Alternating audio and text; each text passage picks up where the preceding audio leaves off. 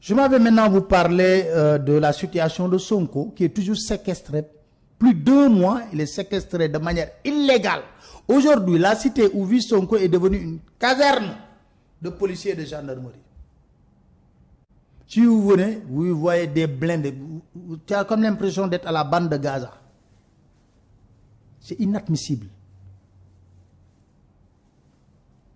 Il a accordé une interview à la chaîne de télévision France 24. Et l'interview, en l'espace d'une journée, a battu un record 1 200 000 en 2 jours de vues. Ça a fortement secoué le gouvernement au point que le gouvernement a cru devoir sortir un communiqué. Pour dire quoi?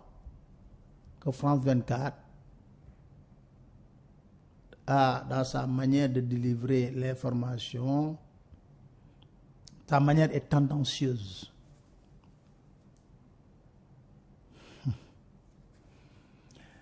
Alors, parce qu'il pensait qu'il contrôlait tout. Mais aujourd'hui, je vous avais dit, depuis les derniers événements tragiques, où on avait des milices armées, des nervis qui tiraient, armés, sur des pick-up, que les masques ont commencé à tomber. On n'est pas là pour détruire l'image du Sénégal. Non. Nous avons constaté que vous avez pris des L200 pick-up, quelque chose qu'on n'a jamais vu dans l'histoire politique du Sénégal. Vous avez recruté des nervis qui étaient lourdement armés, qui tiraient à côté des FDS des balles réelles sur des manifestants. Aujourd'hui, on parle de 30 à 40 morts. Mais c'est vous qui détruisez l'image du Sénégal, parce que nous, on ne l'a jamais connu ce genre de pratique au Sénégal. On a connu au temps du passage de Tonton Makout, mais ils étaient armés de gourdins. Mais ici, ils sont armés d'armes de guerre qui tiraient. D'où provenaient ces armes? J'en sais beaucoup parce que j'ai eu une interview par devers moi. Un nervi qui m'a expliqué les personnes, les recrutements, l'opération, comment ça a été planifié, les armes. À l'heure actuelle, qu'est-ce qui s'est passé? J'ai choisi délibérément pour ne pas jeter de l'huile sur le feu, de calmer les choses. Au point que maintenant, dès que j'en ai parlé, ils envisagent une agression physique. Mais rassurez-vous, j'ai donné cette interview à plusieurs amis. Parce que je savais que vous allez avoir ce comportement. Alors, j'ai donné ça à plusieurs amis. Le jour où quelque chose va m'arriver, l'interview va sortir. On va connaître les noms des ministres, on va connaître tout le monde, tout ce qui s'est passé. Les ordres qui ont été donnés.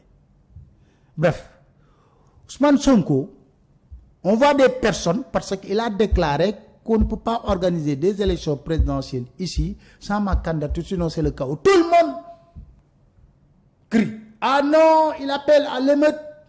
J'ai vu Marwan de Jeune Afrique faire un tweet. Mais est-ce que Jeune Afrique s'est intéressé une seule seconde sur l'illégalité de la séquestration de Sonko? Sonko, ses 2 épouses, ses enfants ne peuvent pas sortir de la maison.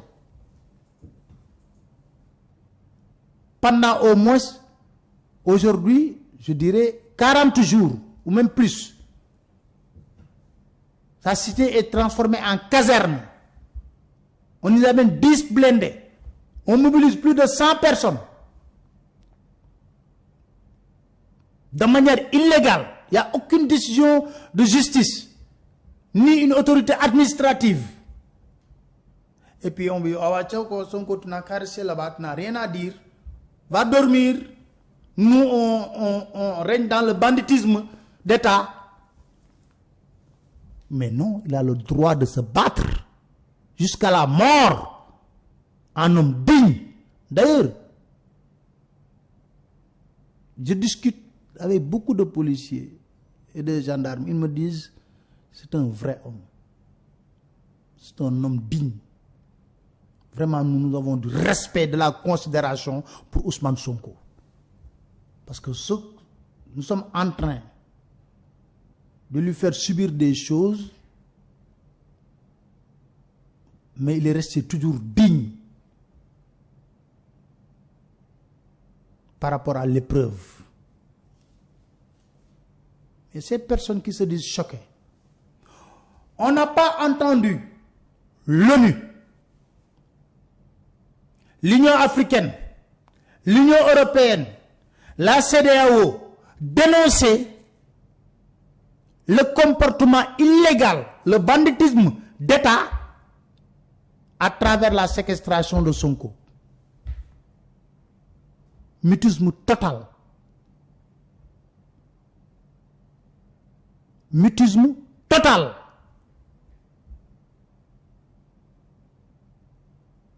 Même ici au Sénégal, aucune autorité religieuse ou coutumière n'ose élever la voix pour dénoncer ce fait. Pour dire au président Macky Sall, quand même, ce que vous faites là, c'est trop. On nous avait dit, Sonko n'est pas arrêté. Et ça, c'est le ministre de la Justice qui le dit. N'est pas encore arrêté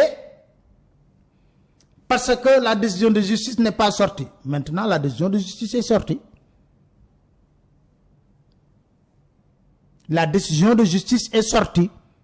En 3 jours, vous avez sorti la décision de justice contre Mame Mbaye Niang. Vous l'avez enregistré.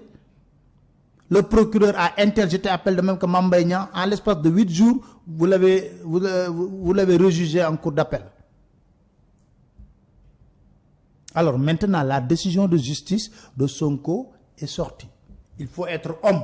Il faut avoir quelque chose entre les jambes, comme on dit. Il faut assumer. Assumer, c'est quoi? Il faut l'arrêter. Et vous savez pertinemment les raisons pour lesquelles, aujourd'hui, passez-moi l'expression, vous n'avez pas de solution. Parce que c'est vous qui avez écrit noir sur blanc que vous l'avez jugé par contumace. Alors que on juge quelqu'un par contumace, s'il a fui le pays, s'il n'est plus là. Mais vous l'avez vu, vous l'avez séquestré, il est là. Il ne peut même pas quitter le pays parce qu'il est sous contrôle judiciaire. Vous l'avez vu comme ça. Lors du procès, même si le juge n'a pas demandé qu'on l'amène de force.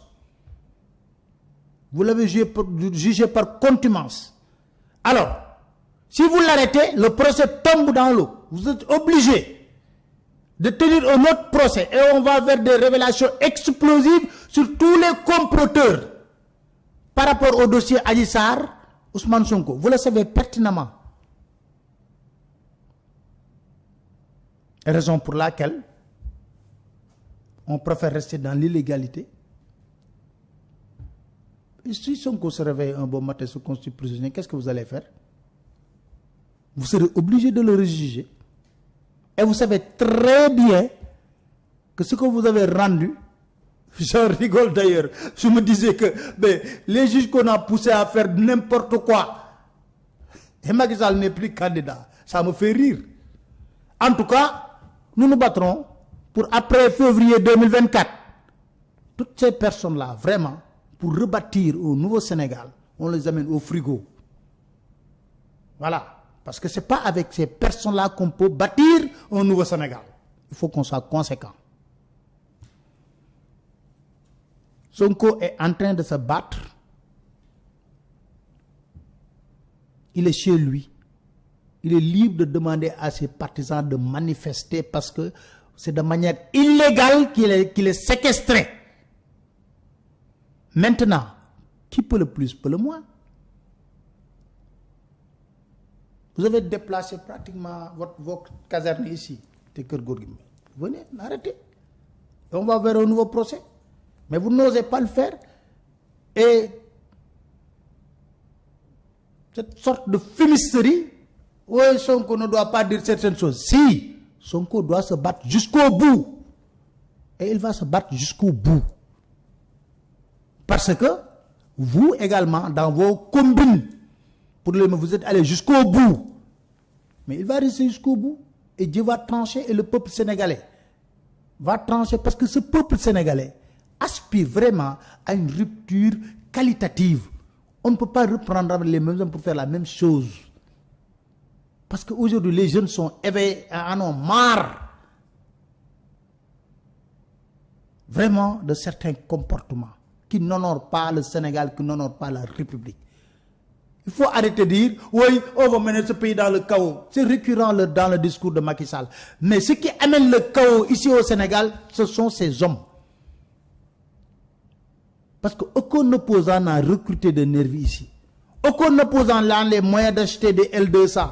Aucun opposant n'a les moyens de prendre des armes. Les manifestants n'étaient pas armés.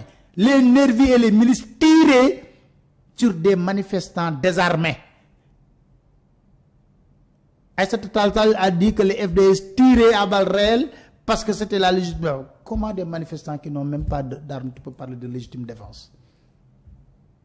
Mais il y a une seule chose, il faut remercier Macky Sall. Parce qu'il nous a montré les personnes qui n'ont pas d'honneur, qui n'ont pas de dignité, qu'il poussait à faire un troisième mandat. Il les a tous ridiculisés et a montré aux Sénégalais que pour rebâtir le Sénégal, il ne faut pas compter sur ces personnes-là.